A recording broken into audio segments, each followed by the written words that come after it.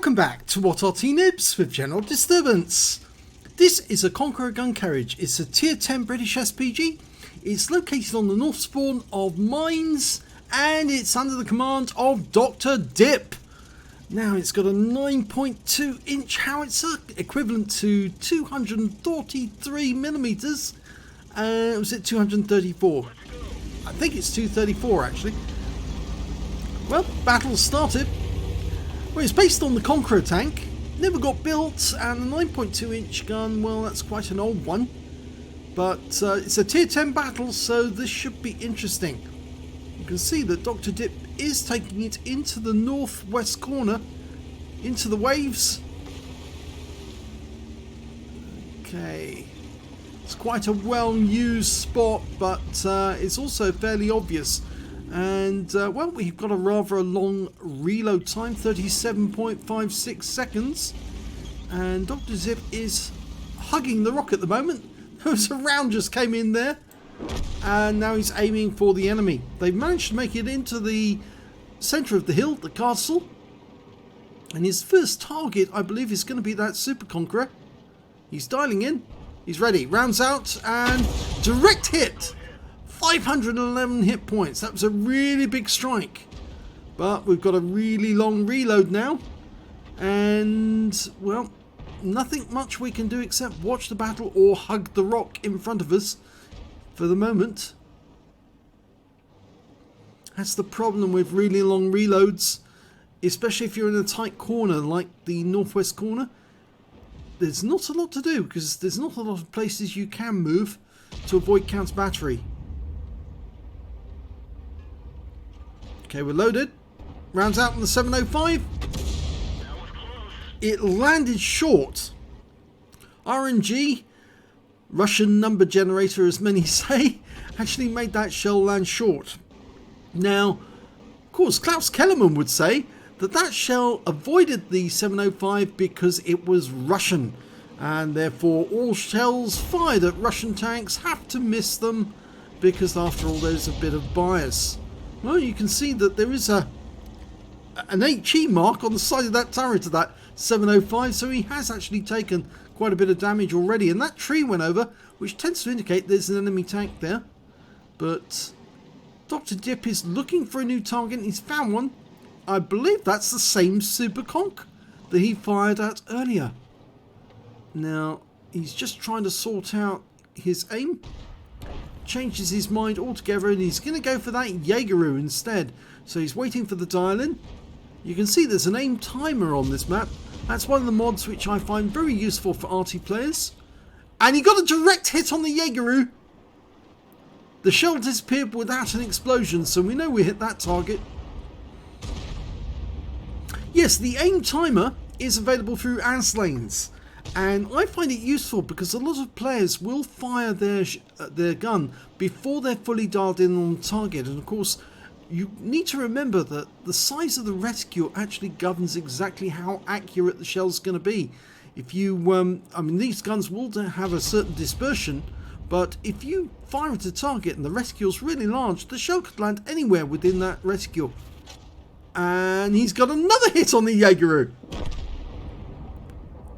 Now, considering the alpha damage of these shells, and they are considerable, 1200 alpha, if he did penetrate that Jaegeru, which I doubt, then he's certainly done a lot of damage. He would have done damage to it anyway, but the penetration rate is 59 millimeters, and of course the front of a Jaegeru is a lot thicker than that, so it's more than likely he just did, say, about 500 hit points of damage each of those direct hits. At the moment he's trying to get a shot on that bat chat, and it's pretty difficult, but he can splash it. Oh no, it pulled forward. It's gonna move back. You can see he turned around to pull away, and Dr. Dips decided not to shoot. I think that was a missed opportunity, but he has got a target he can hit now, and that's an M53 M55, the enemy Arty. Unfortunately he didn't fire quickly enough. He fired with a big reticule, and unfortunately the Arty was not there, so that didn't work out. Arty do try to target other Arty, and oh, we just saw the tracer from that Arty there. He just fired, in unspotted mode, and we just saw the shell go out. So yeah, he's still in that corner. Arty target other Arties because they know how effective an Arty can be. Most tank drivers don't play Arty enough to actually realise how battle changing we can be. And he's killed the M53-55. He was still there. We were right. And he's gone down now. It was a splash kill. He only had a few hit points left. And Dr. Dip took him out of the game.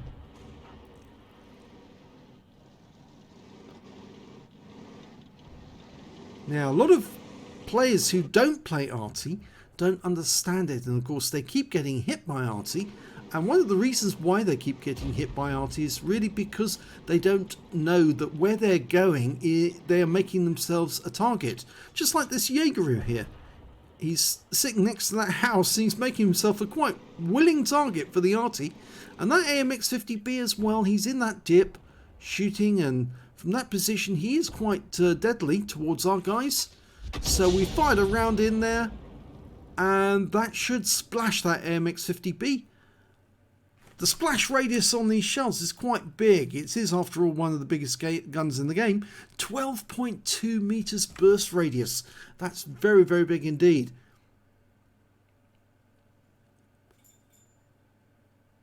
Now, as you may know, the Conqueror Gun Carriage was one of the tanks that was nerfed when Wargaming made their last Arty nerf. They always seem to nerf Arty. They never really buff it at all. In fact, I don't think I've heard of any single occasion where Arty has been buffed at all to make it better. It's only ever really been nerfed, taken, removed, or not removed, but that our effectiveness has been damaged. Now, tank drivers will say, oh, well, that's good, because after all, they keep getting hit by Arty, but that's only because they don't learn how to play their tank to avoid being hit by Arty. I've actually played against many tank drivers who are actually really good at avoiding the shell. They make it very difficult for you to aim at them because they don't act in a predictable manner. They move their vehicles about in a manner that doesn't tell you exactly what they're going to do next. Far too many tank drivers make it very obvious to everyone exactly what they're going to do. Just like that AMX-50B at the moment, pulling back. And that Super Conqueror is just basically telegraphing where I'm going to be. I'm going to be in that particular zone, in that particular area, and you can just quickly dial in on that area and fire around in and hit them. You see, totally predictable. He didn't need to be hit. He could have been clever, but no, he decided that he was going to be a predictable player.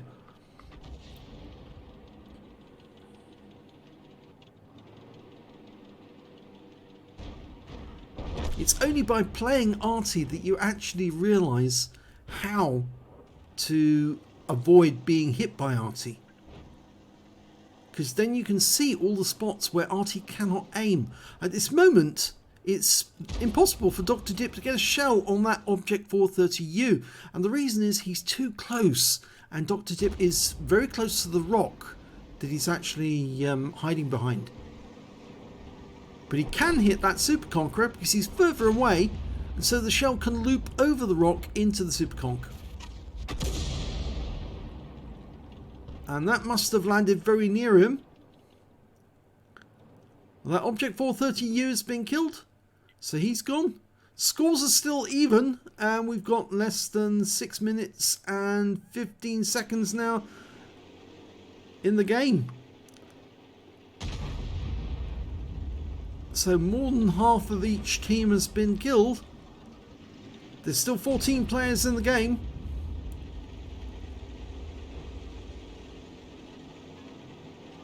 Okay, dialing in.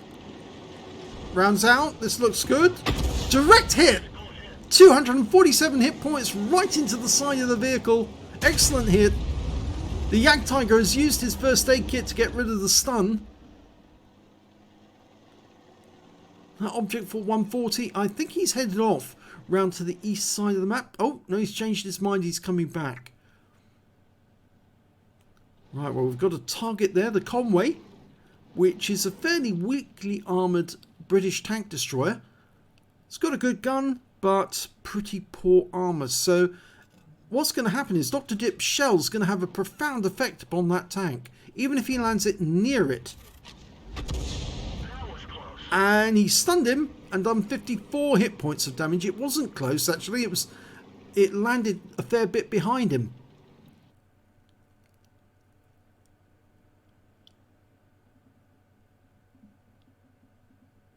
There is another target as well that we need to consider. That T-49 on the middle island. He's in grid square E1 at the moment, and he's facing off against an Object 907 on our team. So he's being held back. Well, T-49 normally has a derp gun, and if he does have the derp gun, he's very effective at killing Arty. But the 907, well, he's doing a fairly good job protecting us for the moment. Oh, T-49 has just relocated, and he's turned up in the center. There he is. Does he have the derp gun? We should be able to see any second. It's a 152mm gun, and he's wiped out. Fantastic shot there by Dr. Dip. The shell went right between the rocks at range, and that is quite an achievement. He took out that light tank, picked up 384 hit points of damage in the process, and he now has 2,218. And that's not including all the blind shots he's done, and he's done a lot. Remember, he got 2 direct hits on that Super Conk that we never saw any results for. He's now trying to get a shot on the Conway, but he can't see it. He hasn't got a shot on the Super Conk and the AMX-50B on the east side of the rock, but they're being held back by an Object 257 and the Centurion.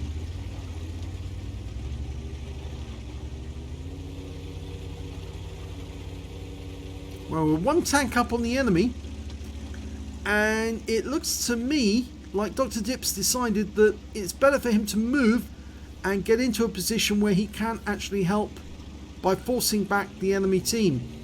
And he's got some supporters here, the Striv 1030 and the 907. Whilst the 907 doesn't have much in the way of hit points, the Striv does. And so by moving down to this middle island, the lighthouse island, or at least it used to be a lighthouse, there's no lighthouse there anymore, he might actually be able to get some decent shots. Now he can probably hit or splash that Conway again. He might need to move a bit further south. I would go a bit further south. He's fired a round in. He's only got 10 rounds left. 2 standard ones and 8 premium shells. Oh, and the Conway was killed, so he did splash him. He stunned him. Now the premium shells have got a burst radius of 13.5 meters, which is quite a bit more. And from this spot, he can actually hit that AMX-50B, and at this range, a near miss would probably take that AMX-50B out the game very, very quickly. So he's trying to follow him. Oh, lost sight of him. Unfortunately, we lost the Object 907. Now we're trying to hit that Jagdtiger. He's fired a blind shot, and he got a direct hit.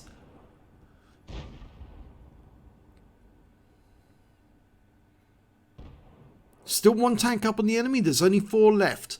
Unfortunately, there's only 1 minute 25 seconds left to go in the game. We've had the 2-minute hooter. I didn't announce it at the time because there was so much going on. We know there's an Object 140 near their cap. The Jagdtiger's still in the castle.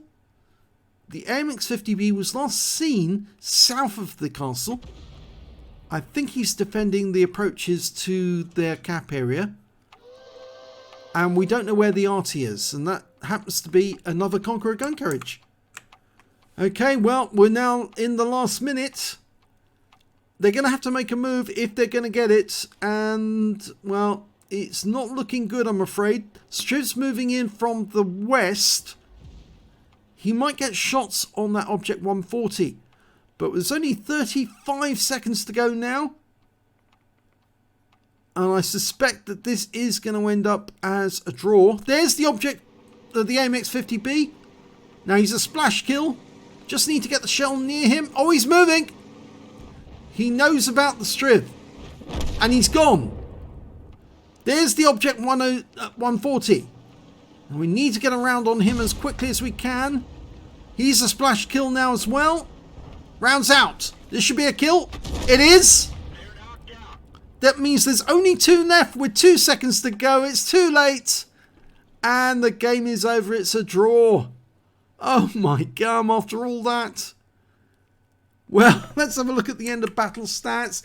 Well, it was a first class tanker for Dr. Dip in the Conqueror Gun Carriage. He managed to get a Bruiser medal for getting at least 5 critical hits. He got 19 in that one. And he got a Gore's medal for doing more damage than exceeding 10 times the hit points of his own vehicle. I know it says 8 there, but it is 10, according to what Replay's website and according to the wiki. And his win rate for the game was 5,715, which is Super Unicum standard. So let's have a look at the team score. Oh my gum, look at this. 4,849 hit points. He did get the highest damage in that game. Now, how many times did he actually hit that Super Conk? Well, it shows here 3 hits on the Super Conk, 1,628 hit points of damage, 3 hits on the Jaegeru, and he did 795 hit points of damage. So the extra armor on the Jaegeru did actually protect it to a certain extent. But he did get the highest amount of damage. The next highest scorer was the Striv 1030, got 4560. And after that, it was the Object 430U on the enemy team with 3427. When it came to kills, it was the Striv 1030. He got 4 kills. And Dr. Tip got 3 along with the Conqueror Gun Carriage on the enemy team, who actually did survive the battle. And when it came to base XP, it was the Striv 1030 again with 668. The 121 managed to get 538, and then we got Dr. Dip with 530. He fired 16 rounds in that game, got 7 direct hits, but he didn't get a single penetration, but he did get 15 splash. Damage of 4,849 hit points, and all of it was at more than 300 meters. He damaged 9 of the enemy, got 3 kills, and did 69 hit points of stun assist off 12 stuns. On a free player count, he earned 35,416 credits, got 4,619 credits because he got Courageous Resistance Award. That's for getting an epic medal in a losing or a drawing game. So his total came to 40,035 credits. And after ammunition resupply, and of course these shells are very expensive, he actually only took away a profit of 835 credits. Yes, very small. If it had been a premium account, he would have taken away 20,853. But he did pick up 7 bonds, and he also picked up base XP of 530, got the Courageous Resistance Award again for 332, took home 862 experience points altogether. So somebody was saying to me the other day, said, why aren't we doing as many Arty replays as we have before? Well, we are doing Arty replays. In fact, actually, for the next couple of days or so, we're probably going to be doing virtually nothing but Arty because we've been getting a lot of really good ones. But we will still be doing tank replays, so you will be seeing some really good ones in the near future. So do stay tuned to the channel. Please do like, subscribe and share our channel with other people. We do like to promote other channels as well, and obviously we'd like to help out fellow YouTube creators, especially if they're World of Tanks creators, because after all we're all in the same business. We're creating videos and entertainment from game videos supplied to us by the players, and of course they want to see their game just as everyone else does. So if you do have a really good game, it's an excellent game with epic medals, do send it in, we'll have a look at it, and maybe we'll be able to do a video for you. So thanks very much for watching.